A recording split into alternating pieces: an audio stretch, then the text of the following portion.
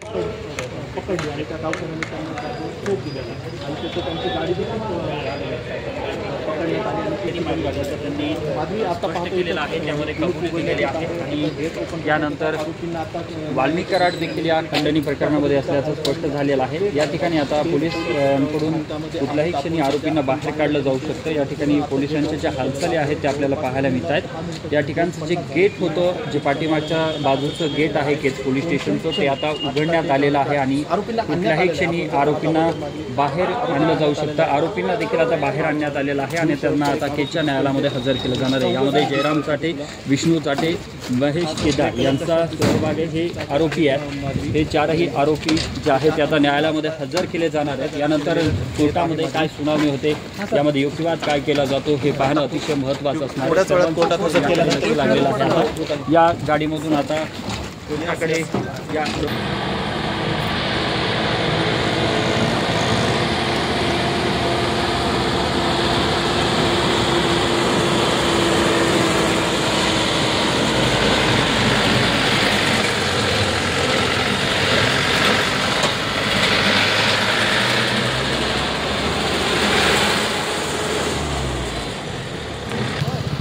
यामध्ये चार आरोपी आहेत, विष्णू चाटे, जयराम चाटे, प्रतीक गुले आणि महेश केदार।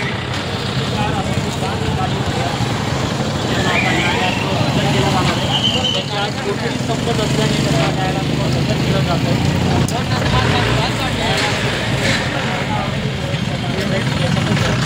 न्यायालय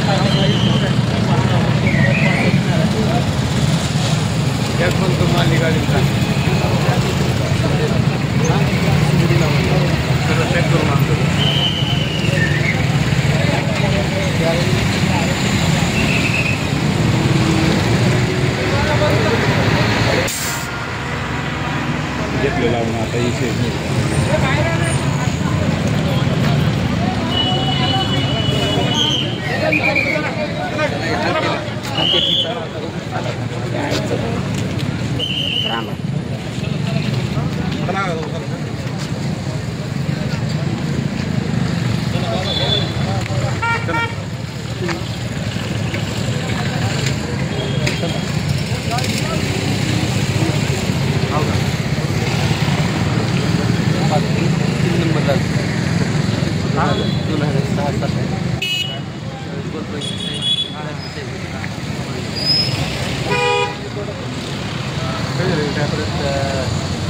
मीट करते होते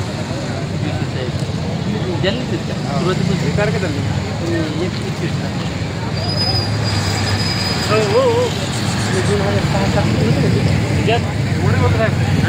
पाटील